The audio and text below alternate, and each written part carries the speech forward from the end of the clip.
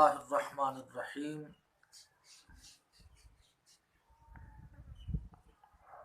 دنیا کے ان قدیم ترین شہروں میں سے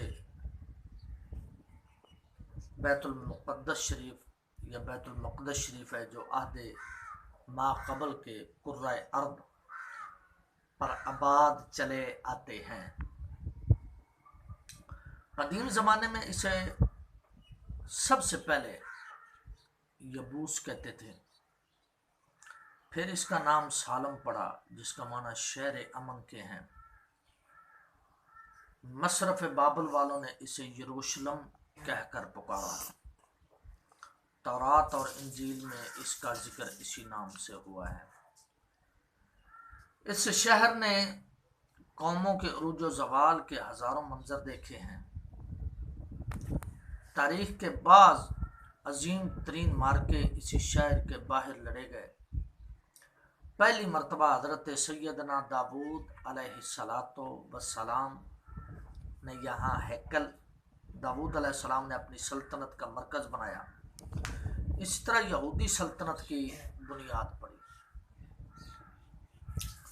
ان کے صاحبزادے حضرت سلیمان علیہ السلام نے یہاں ہیکل عبادت گاہ تعمیر کروایا، جو تاریخ میں ہیکل سلیمانی کے نام سے مشہور ہوا۔ یہودیوں کی بد کرداریوں کی وجہ سے اس شہر کو بارہا برے دن دیکھنے پڑے۔ پہلے بخت نصر نے اس کی اینٹ سے اینٹ بجا دی اور یہودیوں کو غلام بنا کر بابل لے گیا۔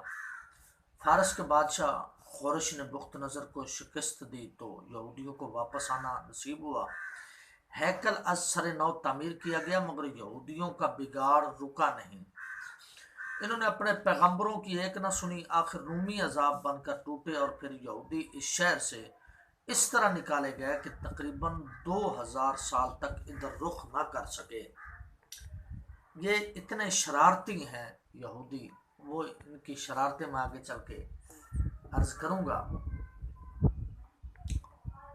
تو کتنے کے شرارتی ہیں۔ یہ مقدس شہر 1098 تک مسلمانوں کے قبضے میں رہا، پھر صلیبیوں نے اسے فتح کر لیا اور وہ قتل و خون ریزی کی کہ الامان والحفیظ بیت المقدس کے گلی کوچوں میں مسلمانوں کا خون بارش کے پانی کی طرح بہتا رہا۔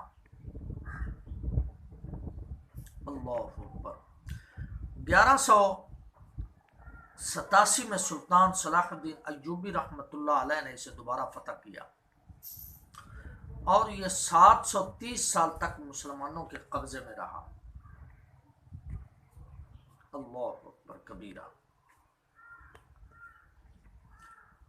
1917 میں انگریزوں نے اسے ترکوں سے چھین لیا، اور پھر 1947 میں جب امریکہ اور برطانیہ کی ملی بھگت اور روس کی تائید سے یہودی ریاست اسرائیل وجود میں آئی، تو اخوان نے پرانے بیت المقدس کو یہودیوں سے لڑ کر چھین لیا، اور نیا شہر یہودیوں کے قبضے میں چلا گیا، مگر یہودیوں کی حالیہ جارحیت کے نتیجے میں پرانا شہر بھی مسلمانوں کے ہاتھوں سے نکل گیا۔ ویسے تو ان کی خد و خال اگر بیان کی جائے یہودیوں کی تو بڑی نازک ترین ہے۔ قرآن پاک میں اللہ تبارک و تعالیٰ نے بنی اسرائیل کا بھرپور تفصیل سے ذکر فرمایا، اور ان کو بڑی بڑی نعمتیں اور احسانات یاد دلا کر دعوت حق دی ہے، اور ان کو یہ بتایا گیا ہے کہ اگرچہ آپ بنی اسرائیل کے بڑے بڑے جلیل القدر انبیاء کی اولاد ہیں، لیکن نجات کامیابی صرف اور صرف اس بات میں ہے کہ حضرت محمد مصطفیٰ صلی اللہ علیہ وسلم کا دامن پکڑ لیں، اور آپ پر ایمان لائیں۔ اور یہ بنی اسرائیل مدینہ منورہ کے آس پاس بڑی شان و شوکت اور عزت کے ساتھ زندگی گزار رہے تھے۔ اور مخلوق ان کو صاحب علم جان کر ان کی طرف رجوع کرتے تھے، لیکن جب حضور علیہ الصلوۃ والسلام مدینہ منورہ ہجرت کر کے تشریف لائے تو لوگوں کا آپ کی طرف رجحان اور جھکاؤ اتنا کثیر ہوا کہ ان یہودیوں کے ڈیرے خالی ہو گئے اور وہ آپ سے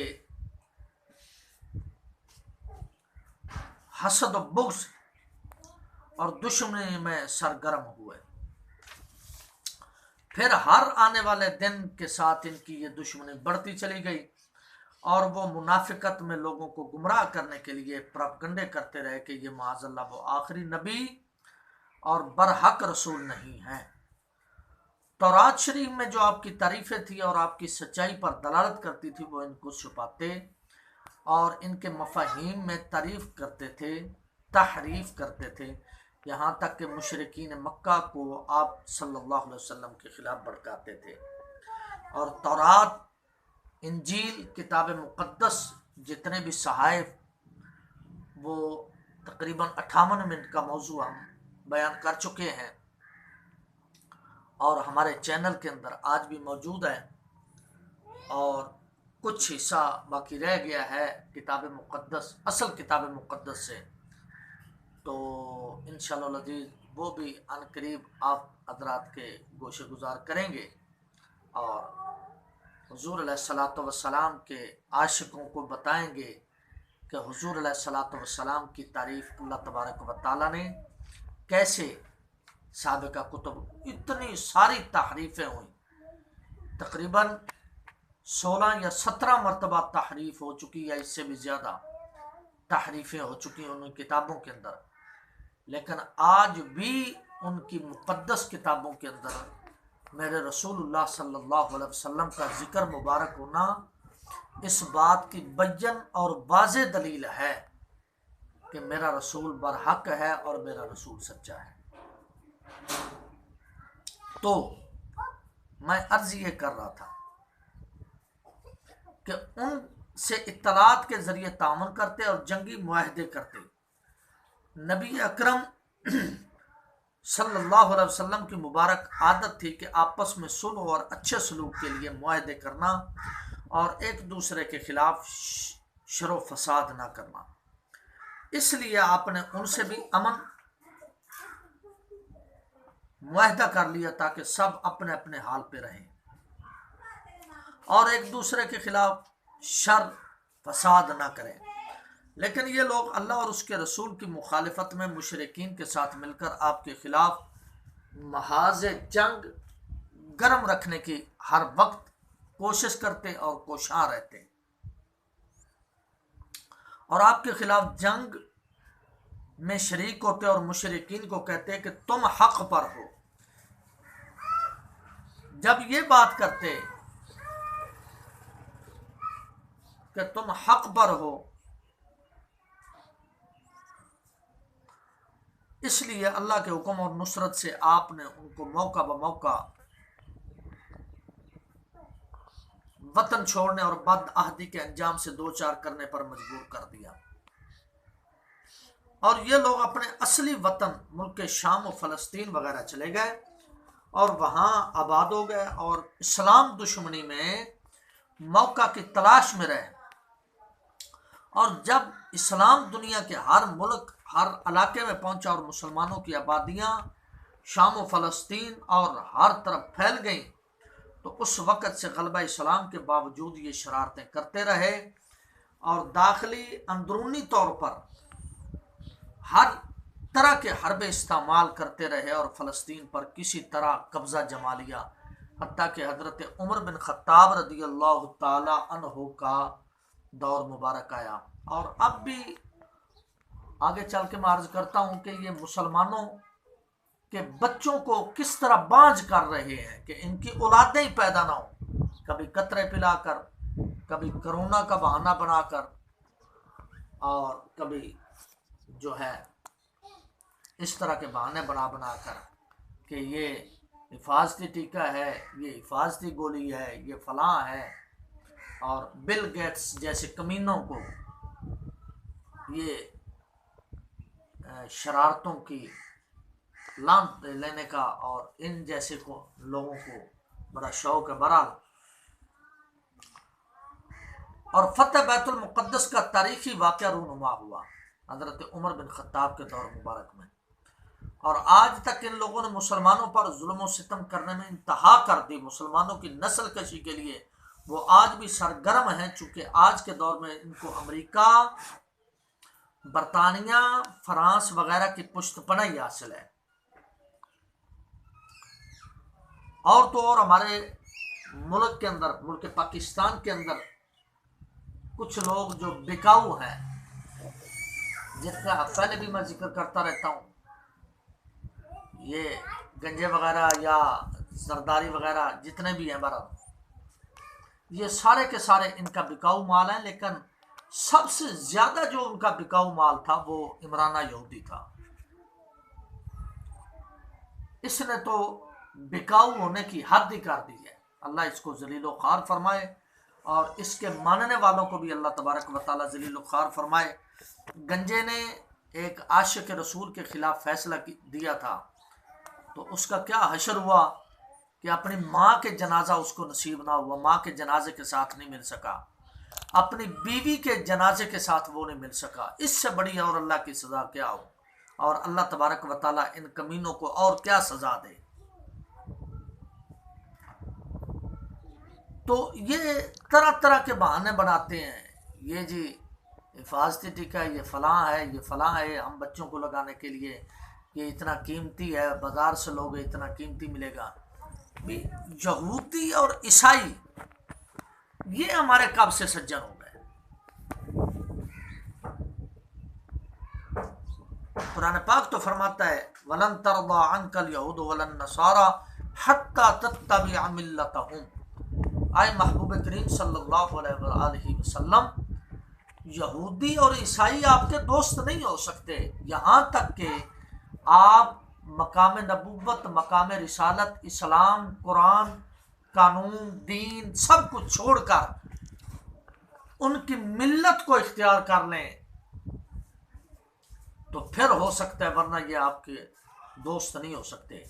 جب یہ کمینے ہمارے نبی کے یار نہیں ہو سکتے، ہمارے نبی کے غم گسار یا ہمارے نبی کے کچھ نہیں لگتے، تو پھر ہمارے کیسے لگتے ہیں؟ یہ جو طرح طرح کے بہانے بنائے جاتے ہیں، وہ میں آگے چل کے ان کے عزائم بیان کرتا ہوں کہ ان کے عزائم دیگر کیا ہیں، تو آپ کو پتہ چلے گا۔ بہرحال اب کیا ہوتا ہے؟ اللہ اکبر۔ لہٰذا وہ مسلمانوں سے بدلہ لینے میں ہر طرح کے ظلم و ناانصافی اور جارحیت کا ارتکاب کر رہے ہیں۔ چھوٹے چھوٹے بچوں، معذور بوڑھوں اور عورتوں کو ذبح کیا جا رہا ہے۔ اس سے زیادہ افسوس عرب شریف، جس کو لوگ سعودی عرب کہتے ہیں، حالانکہ سعودی عرب نہیں، حجاز مقدس ہے، اور کوئی اس لفظ کو یاد کرے یا نہ کرے، سنی بھائی تو اس لفظ کو یاد کرے کہ یہ سعودی عرب نہیں، سعود تو اس کمینے کا نام تھا جس کو یہودیوں نے تیار کر کے اس علاقے کے اندر بھیجا تھا، اور یہ بڑی لمبی تاریخ ہے کہ اس کو بھیجا کیوں، اس کے عزائم کیا تھے، اس کے نکات کیا تھے جن پر جا کر وہ کام کرنا چاہتا تھا۔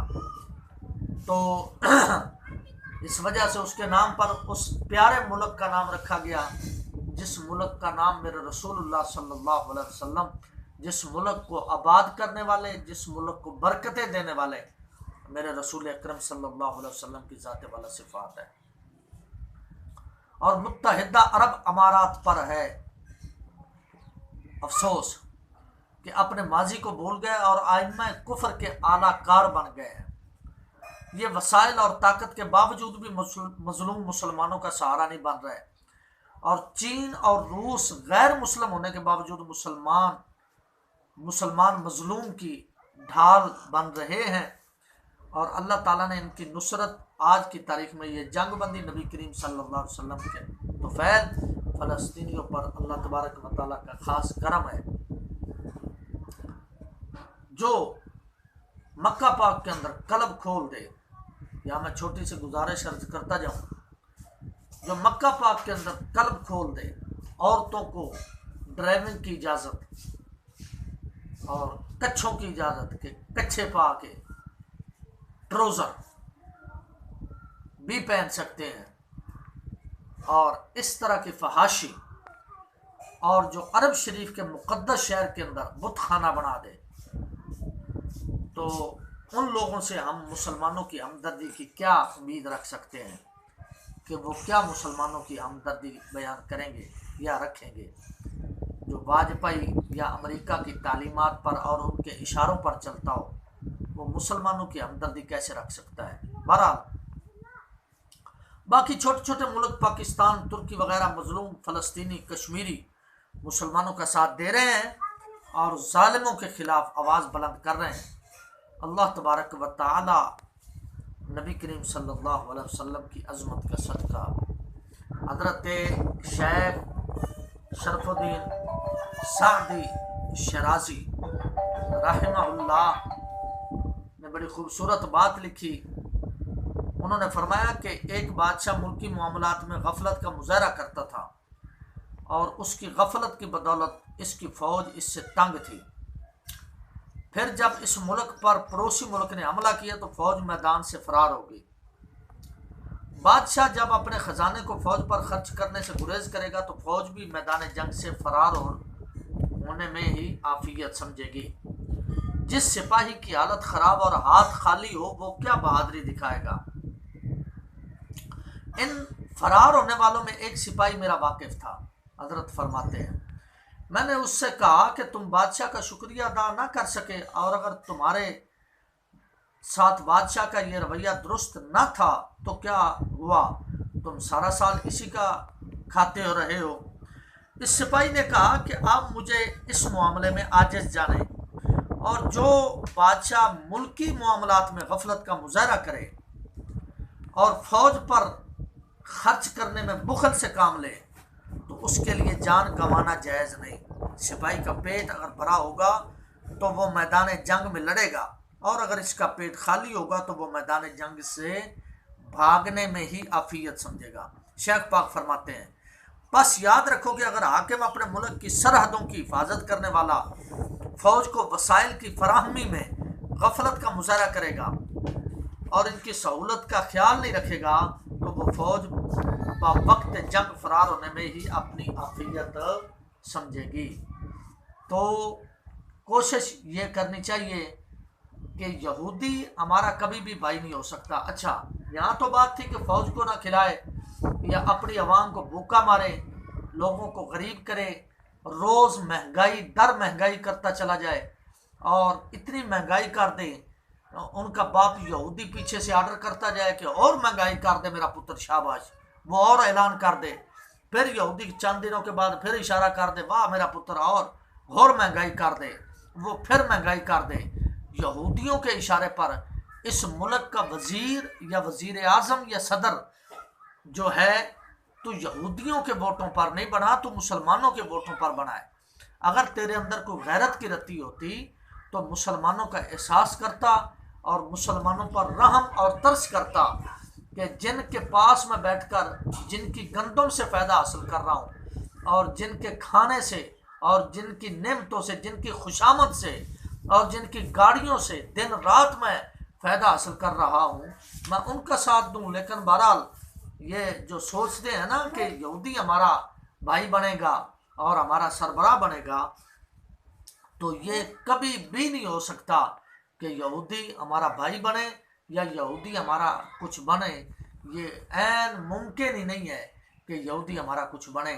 بہرحال انشاءاللہ العزیز حضرت علامہ قائد ملت اسلامیہ شاہ احمد نورانی رحمہ اللہ، انہوں نے ایک بات فرمائی تھی، وہ بات انشاءاللہ العزیز آپ حضرات کے سامنے میں نیکسٹ ٹائم عرض کروں گا۔ اللہ تبارک و تعالی میرے نبی کی شان کا صدقہ ہمارے حال پر کرم نوازی فرمائے اور ہمیں غیرت ایمانی اور غیرت ملکی عطا فرمائے اپنے نبی کریم صلی اللہ علیہ وسلم کی ذات کا صدقہ۔ اللہ ہمارا حامی و ناصر۔